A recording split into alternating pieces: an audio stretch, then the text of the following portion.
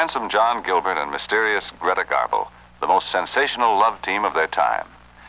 This is a scene from their only talking picture together, Queen Christina, made in 1933. They made 3 films together. The public knew that Gilbert was wooing Garbo in real life. Seeing one of their torrid love scenes was a little like eavesdropping. Greta Garbo was a living legend, a celluloid goddess. Her legion of fanatical adorers were called Garbomaniacs. She was to her fans what a star should be.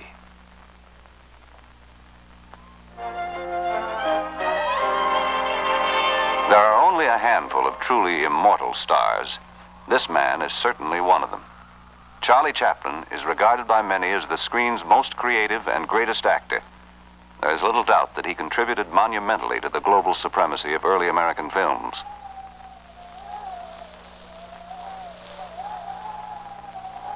Recently, Charlie Chaplin Jr. brought his 3-year-old daughter here for a visit. When she saw this set, she cried out, "Daddy, there's Grandfather."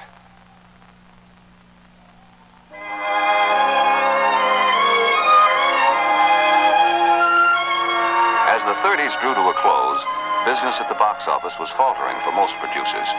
But late in December 1939, all box office problems were literally gone with the wind for producer David O. Selznick. It had taken 3 years, 13 writers, and 3 directors to translate the more than 1,000 pages of the novel into a picture. Fans of the book clamored for Clark Gable to play Rhett Butler.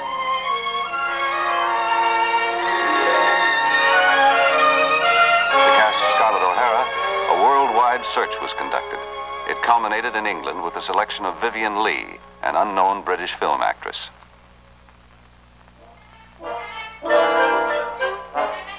It has been said of Harold Lloyd that he had a warm-hearted understanding of the secret ambitions of ordinary people.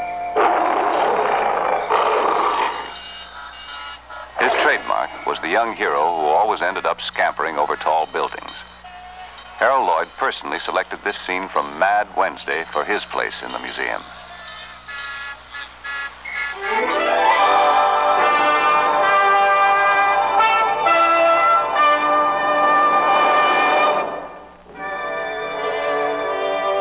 When Western movies got to be half a century old, they grew up quite suddenly. Westerns became as popular in first-run theaters as they had always been everywhere else. In 1952, Gary Cooper made High Noon, one of the best pictures of his magnificent career.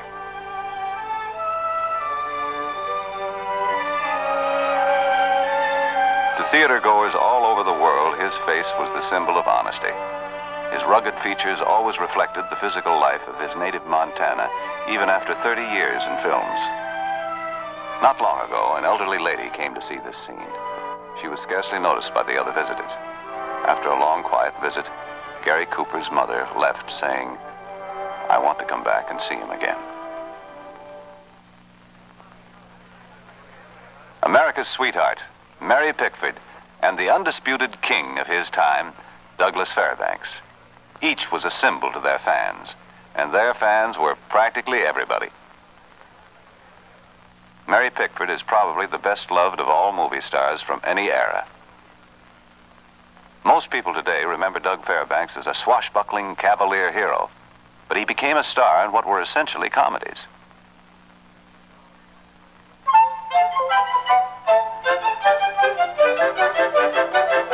Speaking of comedies, here's an artist who made them by the dozens.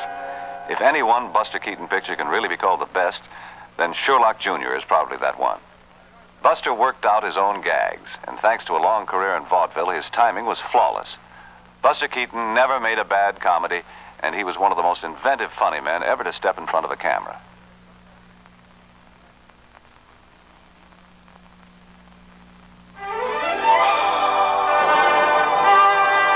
In a characteristic pose from the popular television series Wagon Train, we find Ward Vaughn, known to his millions of fans as Major Adams, the wagon boss. This set is one of the most popular with visitors to Movieland Wax Museum. The wardrobe was donated to the museum by Mrs. Ward Bond.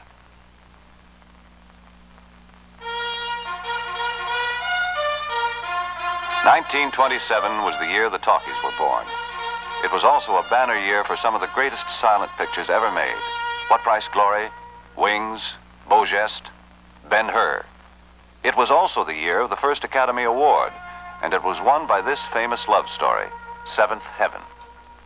The stars were Janet Gaynor and Charles Farrell.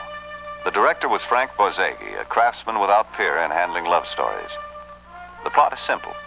Boy meets girl and helps her out of trouble. They fall in love.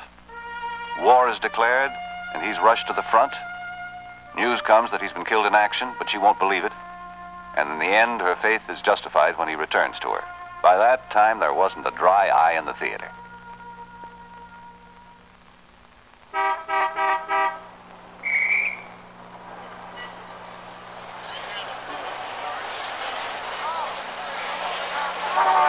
Everything a Hollywood preview has to offer: lights, cameras, and stars. This scene from Sunset Boulevard belongs here at Movieland most of all. The picture was an absorbing study of the old and the new Hollywood, as is the Movieland Museum. Sunset Boulevard brought back one of the first ladies of the screen after many years of absence. Gloria Swanson is the epitome of a movie queen. She'll never stop being a star. In the film, she played Norma Desmond, a forgotten star who has lost her fame and, brooding over it, is slipping toward madness.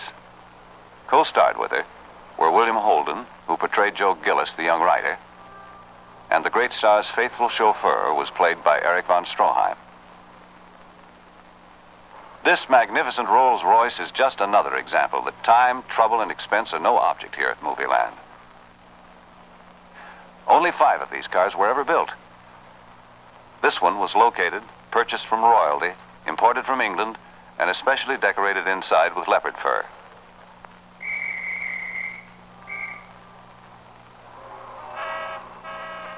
Gloria Swanson donated this real Russian chinchilla cape for this scene.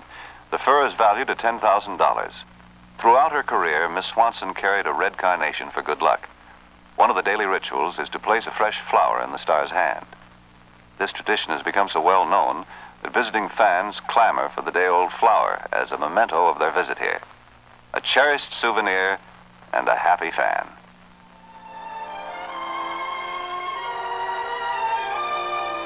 We can all feel fortunate that years ago a boy on a balcony lost his heart to Laurel and Hardy and all the other great stars. People come here to Southern California from all over the world, even the stars themselves, to see this unique shrine and take a loving look back through 1,000 yesterdays at the greatest performers of the screen. Movieland Museum is a majestic tribute to the stars. And to the people who come here, it's an unforgettable experience. There's nothing like it on the face of the earth.